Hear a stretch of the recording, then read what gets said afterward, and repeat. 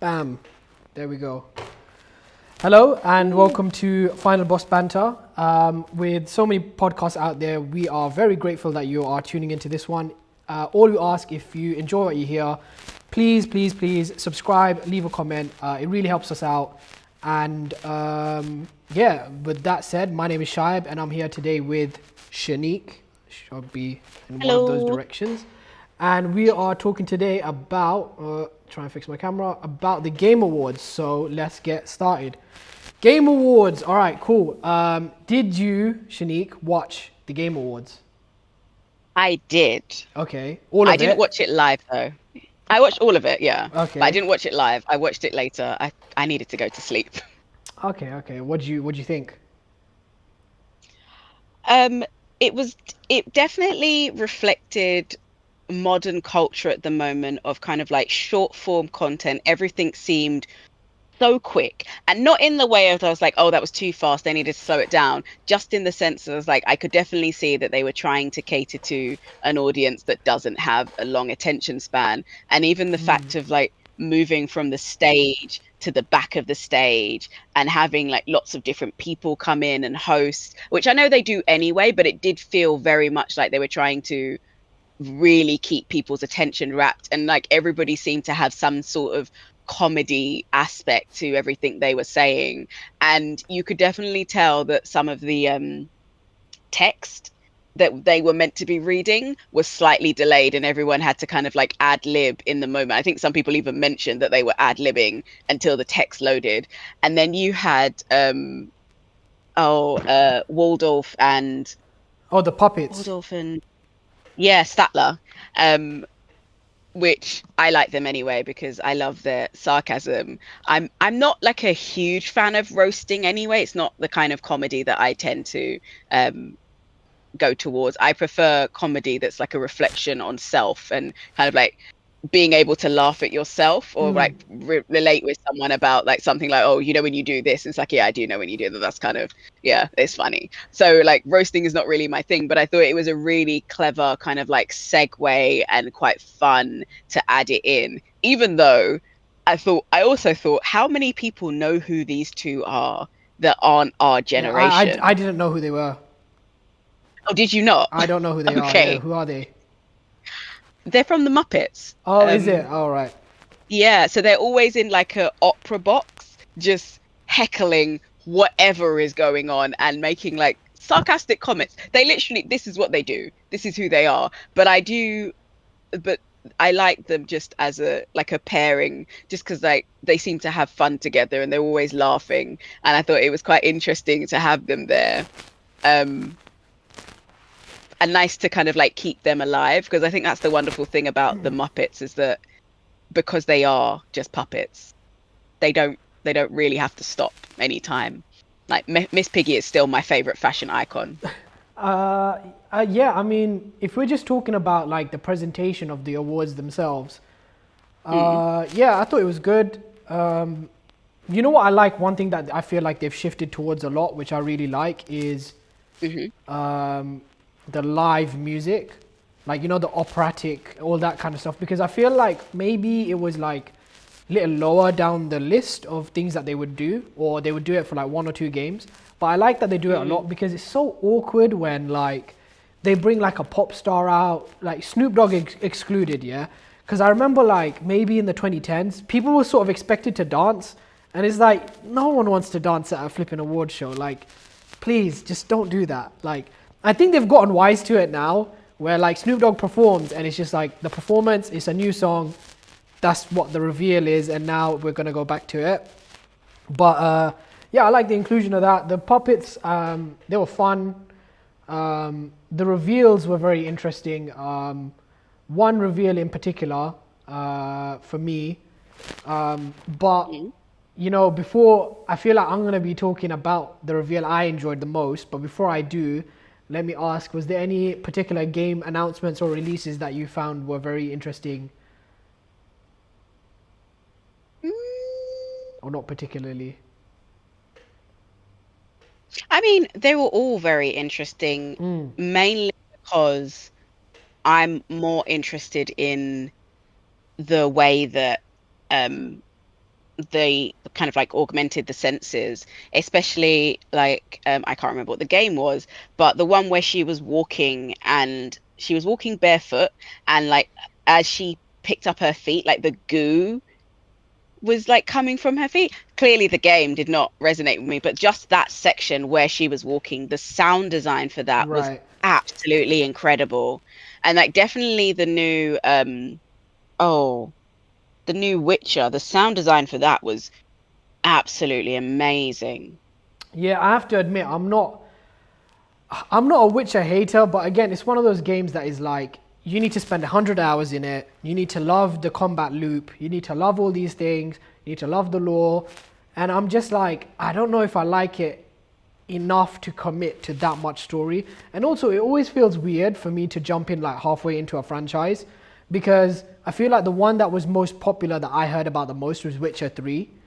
And it's like, well, there's one and two. So am I just supposed to ignore that? Is that okay? Like, if I asked you to play Metal Gear and I told you just play number 4, that wouldn't even sit right with me to say that to you about a different franchise. So how can I just start at 3? So it's yeah, I'm not a hater or anything. I just think that it looks good. One thing I will say, I don't like how they did the reveal. I do not like when they do like too much cinematics. It annoys me. Like with any game, right? This goes for Street Fighter, even Street Fighter did it actually. But you know what? With Street Fighter, the character designs are a very big reveal for us. Like Ryu had a beard for the first time. We're like, oh my god, he's got a beard and he's wearing sandals. Like literally in the 20 years, he's never had a beard, he's never had a sandals, right? But too much cinematics is just too annoying because you're just like, is this actually representative of the gameplay itself? In the case of Witcher, yes, I think it can be representative, so I'm not too annoyed. But I think you know what used to be fun about the cinematics in the past was like it was like a treat. It was like, oh, I just done like the 5th level and they're gonna show me this like, it's gonna do a backflip and it's gonna look different and it's like, oh, this is cool. Like I've just spent like 4 hours to be able to watch this.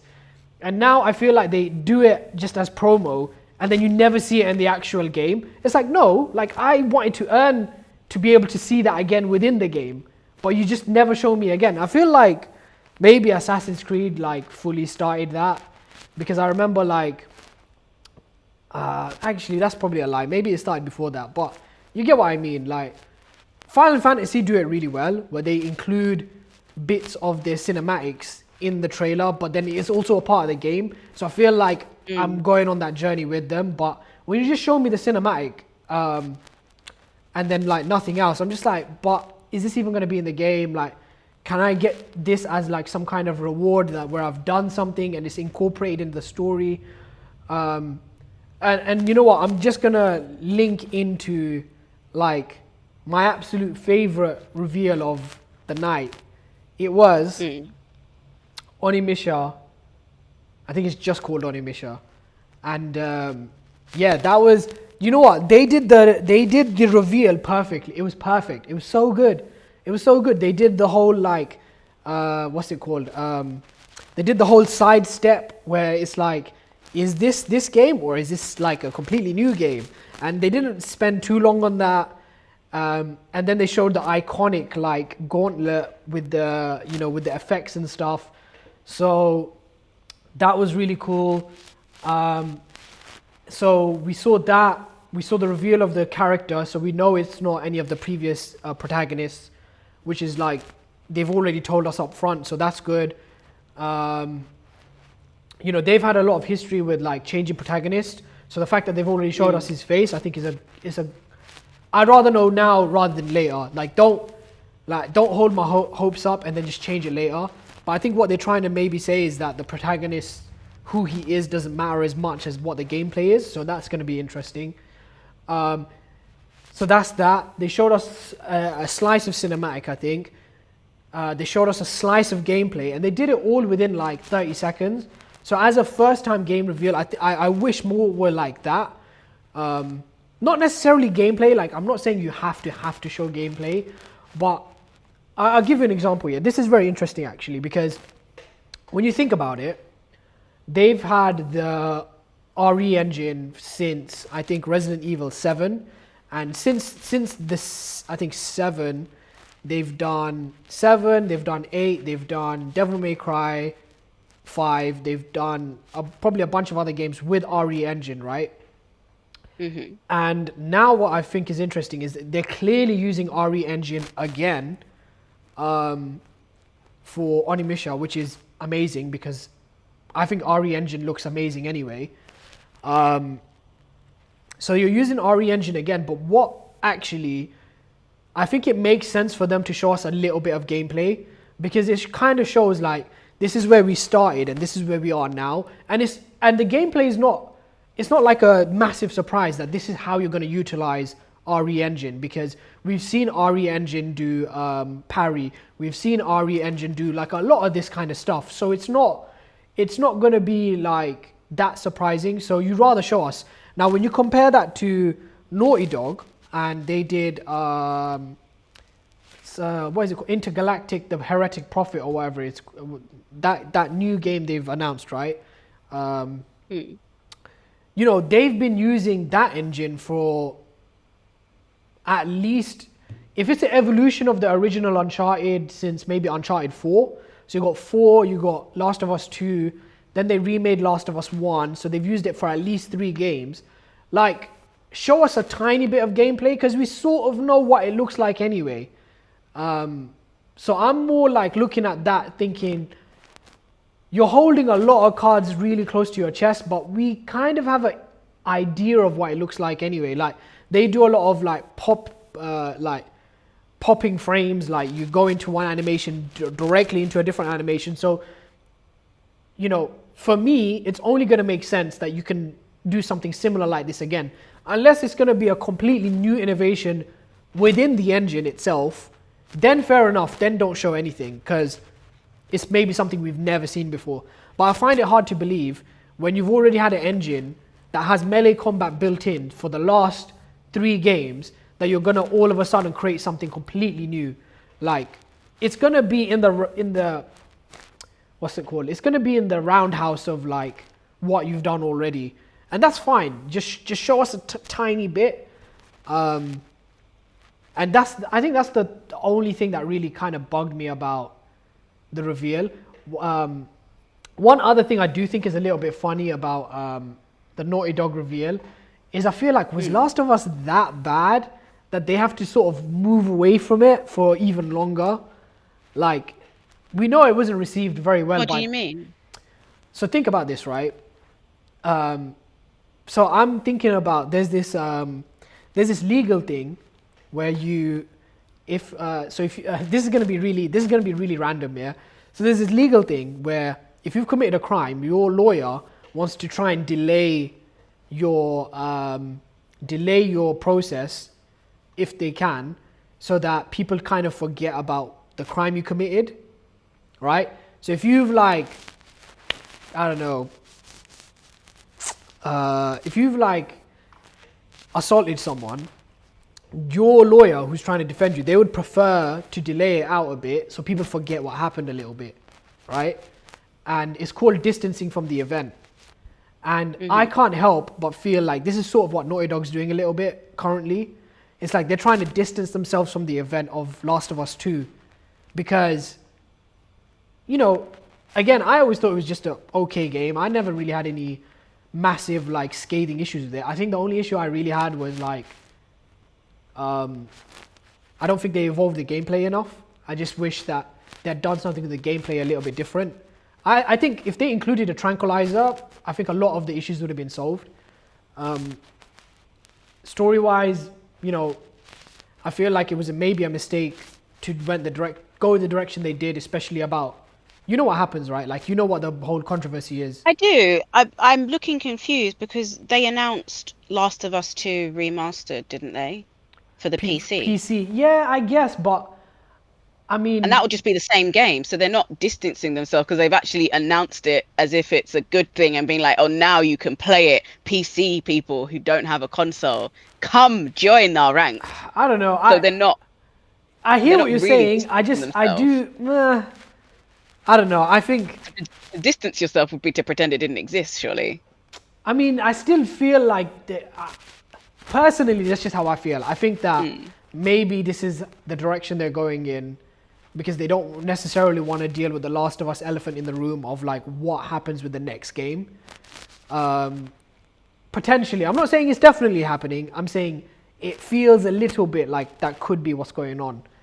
But anyway, that's just the whole tangent about what's going on there. But yeah, Onimusha, I can't wait. 2026 though, I could have cried. They actually gave us this is what I mean. It was such a good reveal because they told us like a good portion of information. But yeah, 2026, it's like, oh, that's... And it's not going to be early 26. No way. It's going to be like late, deep December 2026, honestly. Console gamers. I know. But yeah, that was my most excited moment of... I've watched that trailer so many times. It's so good. So good. And the RE engine looks so good as well. Like, the way that they do... you won't like it, by the way. It's like zombies and stuff. But the way they do, like the flesh, like animations and like the wetness and all that kind of, it just looks great. And I even like the art direction they've taken. Like in the past, the zombies would just wear straw hats, and now it looks like it's kind of like a part of their brain that has sort of ballooned out and become this sort of hat-like figure. So they've really tried to make it more realistic. I do also think they're trying to go down maybe a slightly like Dark Souls kind of route, it looks like, potentially.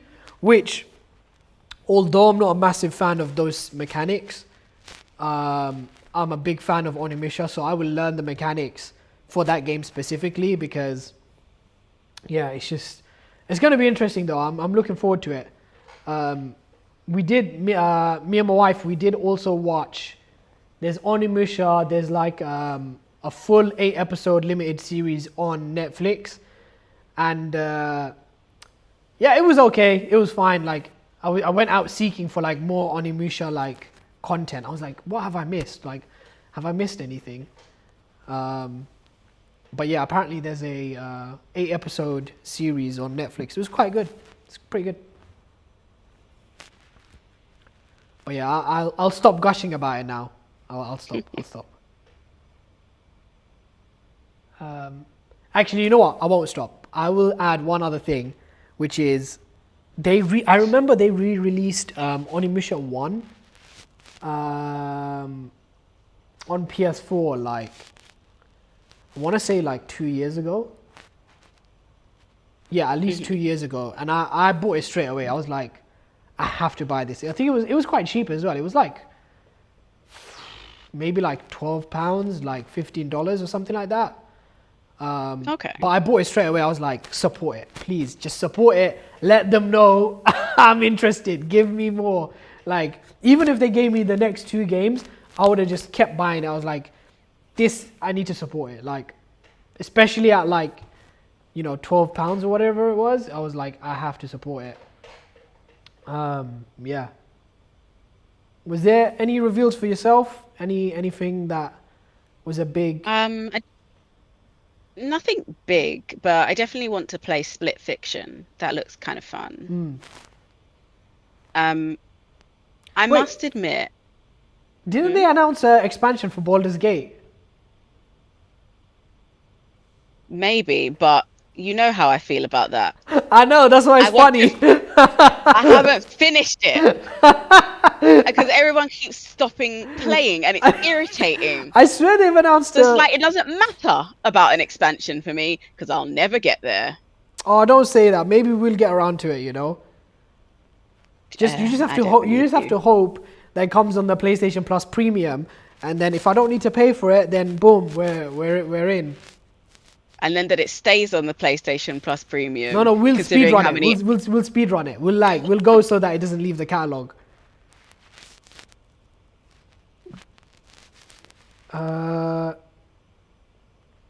Yeah, I'm sure there is. I don't know. I feel like a lot of the games that were announced this year, and this is nothing to do with the Game Awards, it's just to do with like gaming, there were so many that were kind of like sort of in the vein of, have you ever played Rogue Company? Battlefield. No, it's called Rogue Company. That's what it's called. You've played Overwatch, right? Yes, yeah. Well, no, no. They Sorry. No, I've played like Overwatch style games.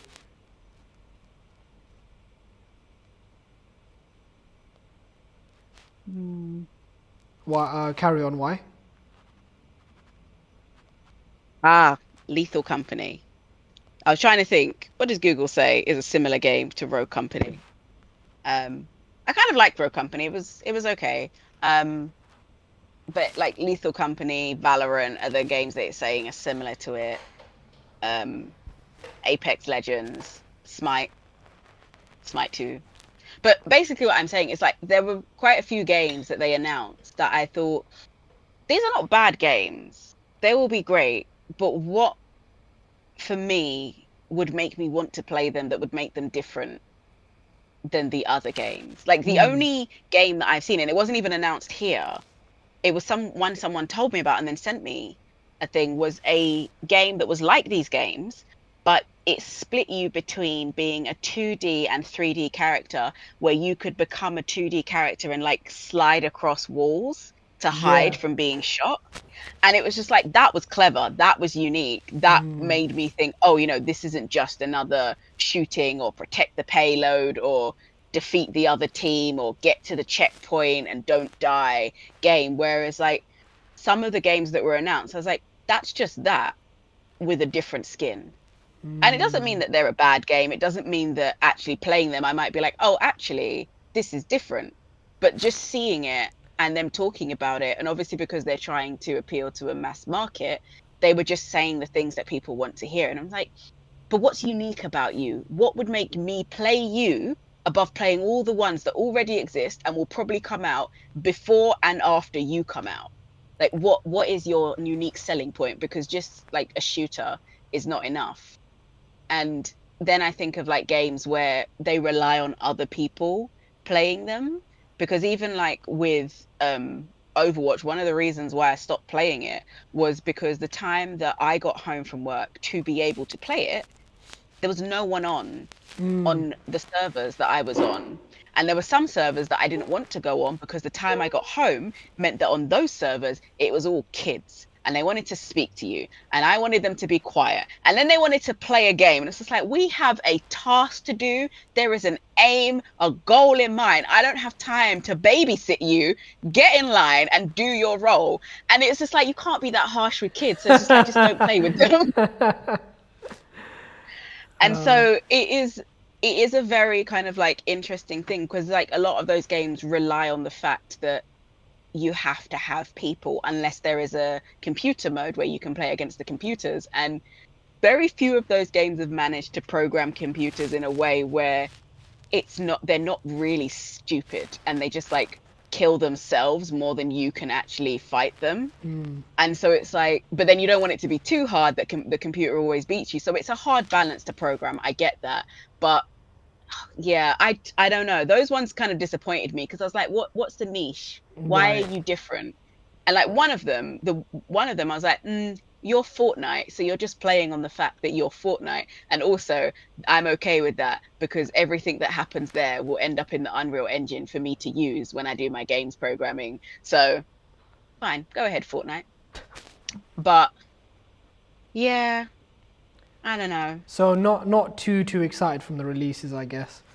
Listen, I'm gonna be Not literally drinking really. the hype aid for Onimusha. Like I'm gonna spend like a good 10 minutes on their website just looking at like every picture and be like, what does this mean?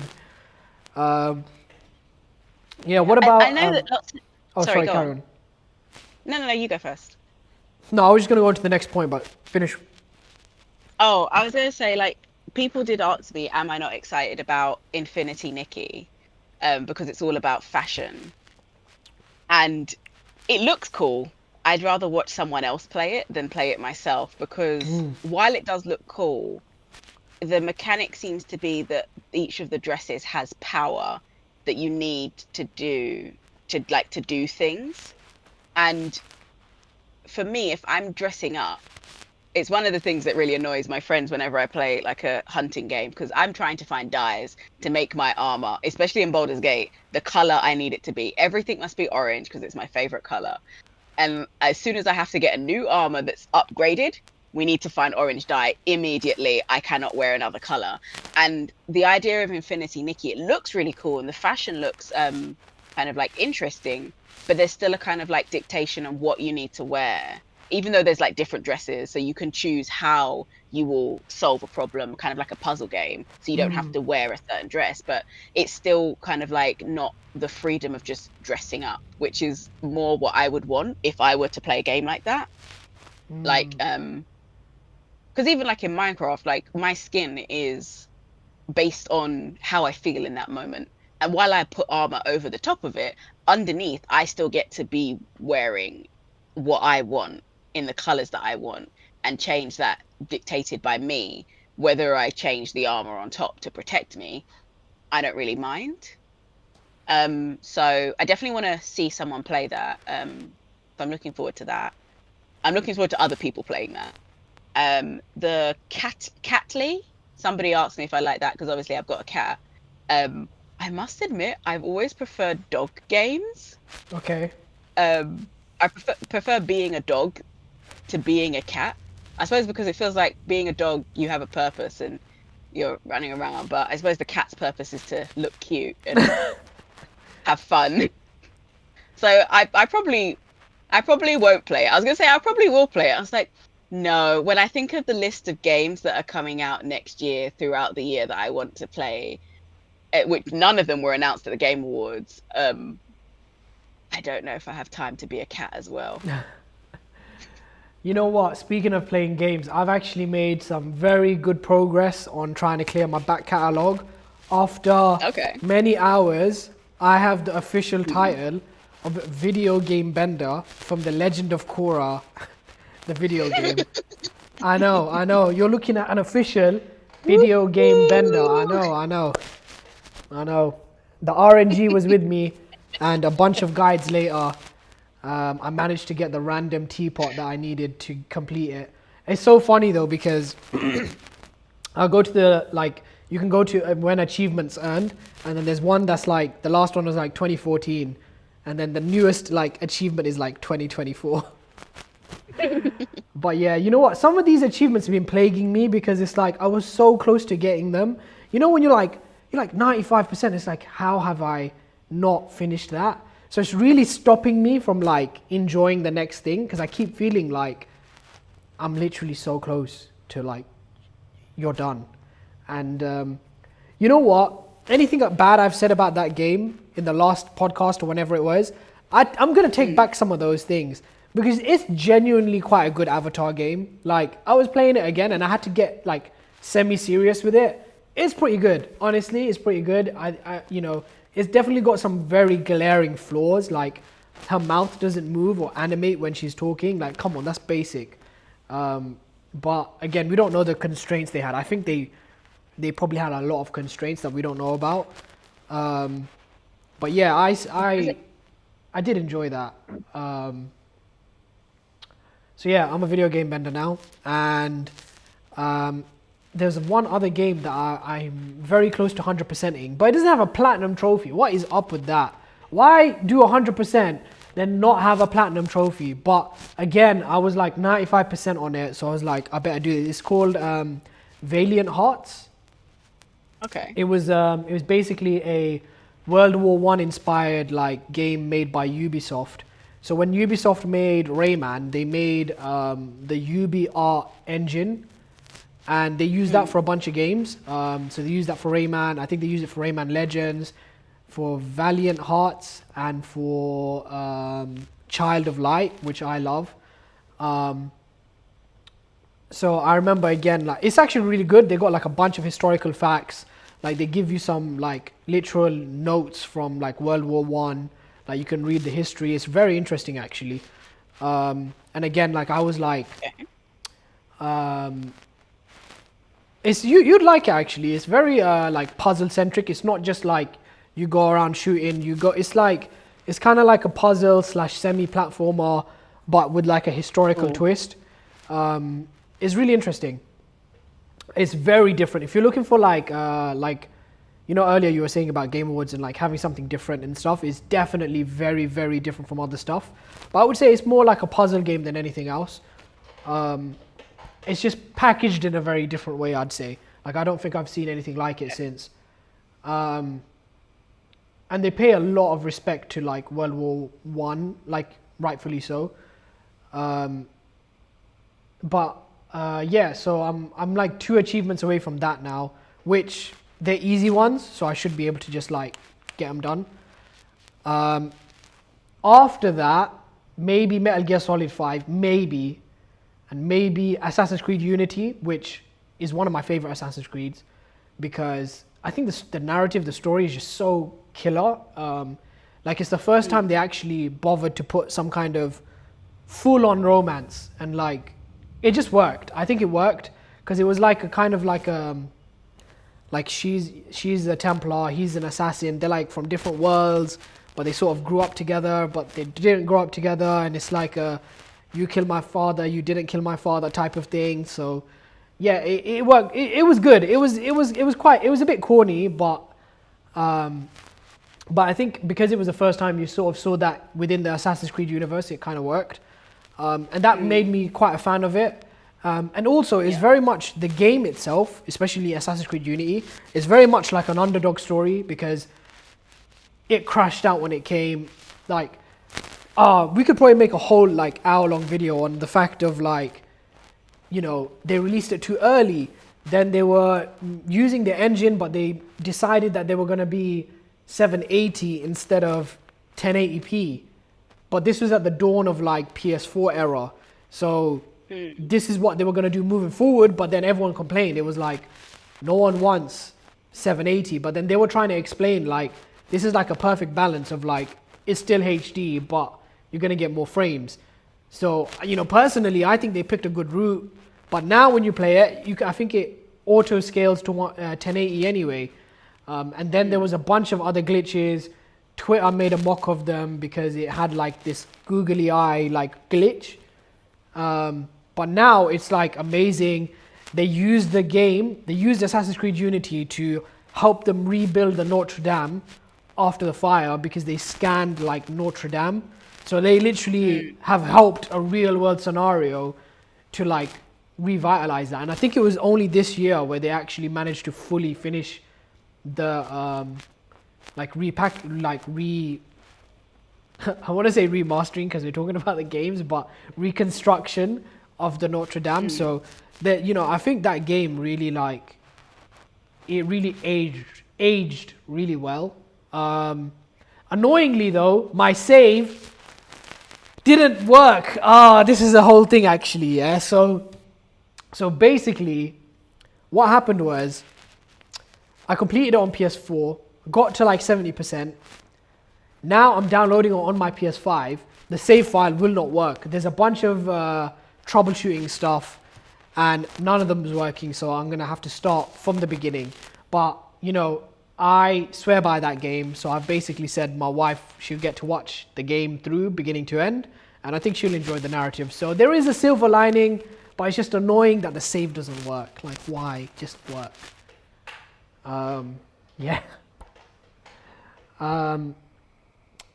What I was gonna ask actually is the actual awards themselves. How do you feel about how those awards went? Like, who got the awards and everything like that? Like, mainly talking about, let's say, what's the word? Game of the year. Do you know what? I haven't played it. I know Neither absolutely have nothing I. about it. I've heard nothing about it.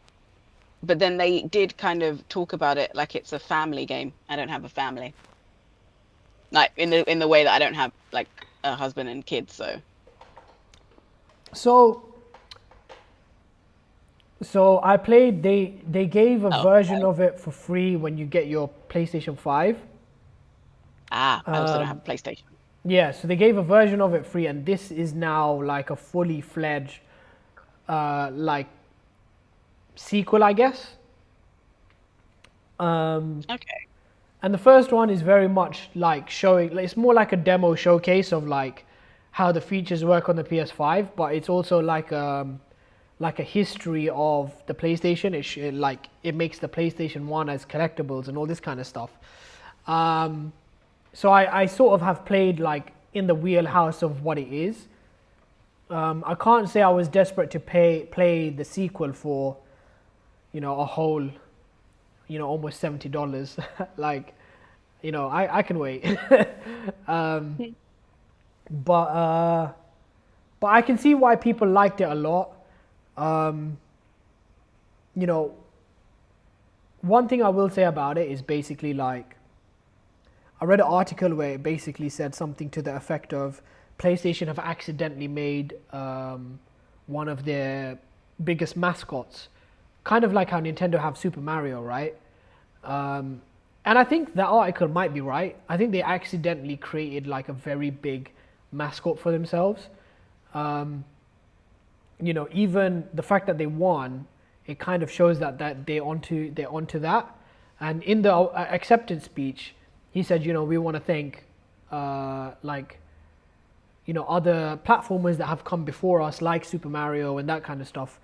And I think that a lot of the discourse is sort of around the fact that this is in the same vein as those kind of games. So the fact that you're able to achieve something like that and potentially gain the status of a Super Mario game, it is quite the achievement, because I think it's very easy to say like kind of disregard it and say something like, oh, Black Myth Wukong should have won or something like that.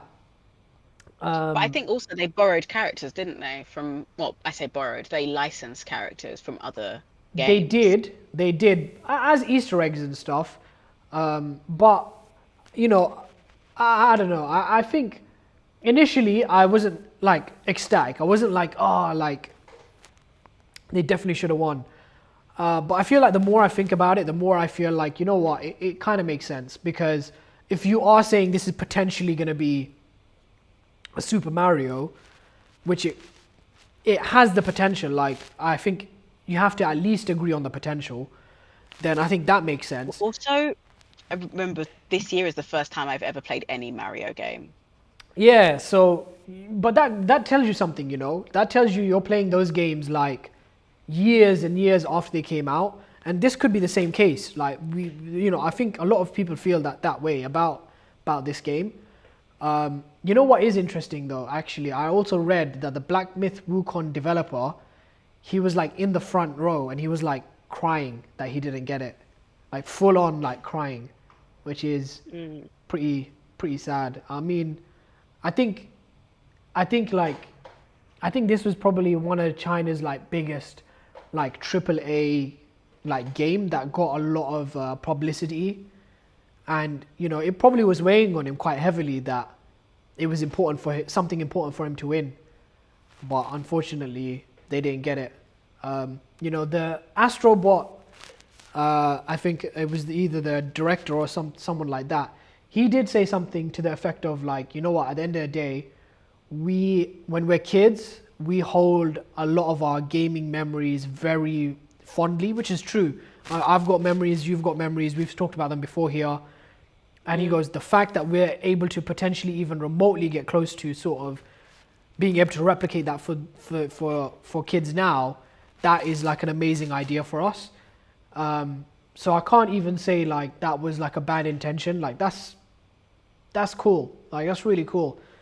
Because if you're playing Black Myth Wukong, you're not 12. You're not you're going to be a lot older than that. So it's not quite made in the same vein. I feel sorry for them in a sense of you're a Chinese developer. Not a lot of AAA games come out of China, maybe. That is also nominated. And the accolade is worth a lot to take back to China. But actually, the other flip side of that is, Astrobot's making a lot of memories for kids, and that's really invaluable as well. My wife did say something really funny, but I felt like it came from I'll just say it and then you can assess it. She goes, if Astrobot winning is kind of like if Tetris won, which is like a really bad comparison because it's sort of like Well, yeah, but Tetris could win because it's also an iconic game. I just find it I funny. think what I find most interesting about Astrobot winning is it's only on one platform, Mm, which is fascinating because that means either enough people own that platform or have access to it in some way that were able to vote for it.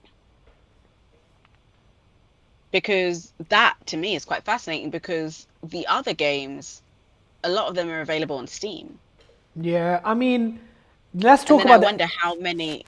Sorry, go on. I was gonna say we can talk about the elephant in the room, and that's the fact that um, basically Jeff Keighley, who is the host of the Game Awards, I think that's how you pronounce his name, Hmm. but he basically, when the PS5 Pro came out, he was praising it a lot, and a lot of people online they were sort of like, you can barely tell the differences. I think this is one of the cases where you need to actually physically have it in front of you for you to be able to appreciate how it looks. Because initially I did feel like some of the screenshots they didn't look that different, and I'm sure if I showed you a screenshot now, they wouldn't look very different, right? I do now believe that it has to be just in front of you. However, a lot of people online were criticizing and lambasting the PS5 Pro because of the cost and because of the fact that it wasn't really improving that much. However, the host of the Game Awards, Jeff Keighley, he was basically defending it like a lot. He was defending it a lot. So then some people basically found something where it showed in some way that he was getting paid or some allegedly, I'm going to just say allegedly, he was getting some kind of money or some kind of sponsorship for whatever it was. I can't remember exactly the details, but they showed like, well, of Mm. course you're going to say this because you're working with them in this capacity, right? And so, is that a potential why there's so many nominees? Like, before you even get to who got the votes, the nominations there is quite PlayStation heavy. Are they? I mean, if you look at something like Final Fantasy Rebirth, that got nominated across the board quite a lot. Sound design, creative director, like game, like a bunch of different stuff. It got very But that's on the PC, isn't it? not yet. Rebirth is coming out on the PC. It got announced during the Game Awards, um, and but it's not out yet.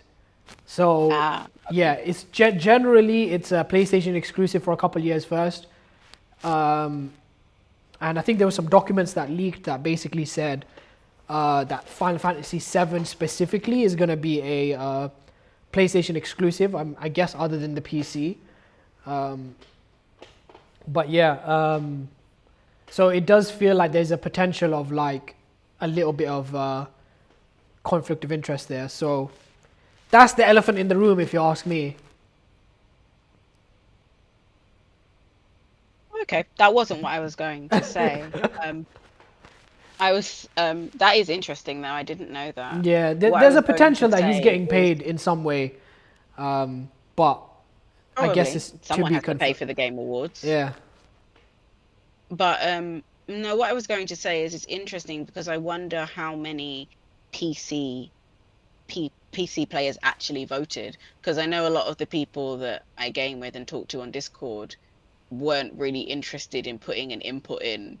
I suppose because it doesn't really affect them in any way, shape, or form. And the thing that they're interested in is the game announcements, but only for the games they're interested in. And usually those games will have been announced on Steam or like wherever they get their games from ages ago. So they won't need the Game Awards to get those announcements. So I don't even think any of the people I play with even watch the Game Awards.